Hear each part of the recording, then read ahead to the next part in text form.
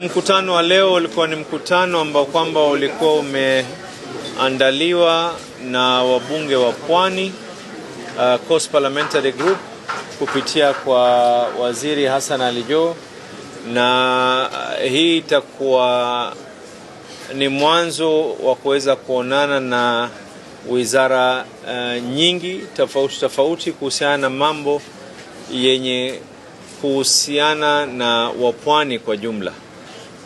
Katika lile ambalo kwamba lilozungumzwa, kuna mambo mengi kuhusiana na mambo ya usalama, mambo ya vita dhidi ya madawa kulevya. Kuna yale ambayo kwamba tunaweza kuyazungumza hapa, kuna yale ambayo kwamba si ya kuzungumzwa hadharani, lakini la muhimu zaidi ambalo nataka kuweka msisitizo nalo ni kuhusiana na mambo ya kuregister watu wetu wawe na identity cards.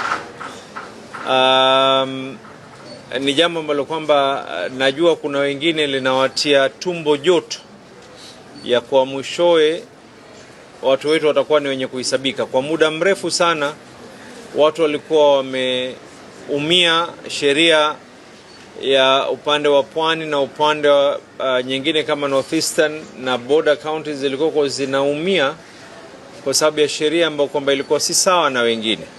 Sasa tunaona kwa tunajaa mitaani, tunajaa katika barabara, lakini kujaa kwetu halijazi kapu la kura wala kapu la maendeleo, ikiwa hatuwezi kuhesabika.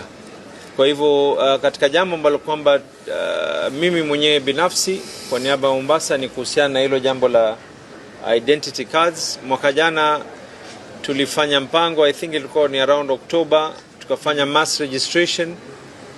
Tuliweza kupata watu takriban 9,000, na karibuni mwezi huu tunafanya mpango mwingine na wizara, and nitazungumza na magavana wengine pia waweze na wao kuweza kufanya pamoja na wabunge ili Pwani nzima tuwe na idadi ya kutosha. To get more videos of Abu Shuraim, don't forget to subscribe, like and share.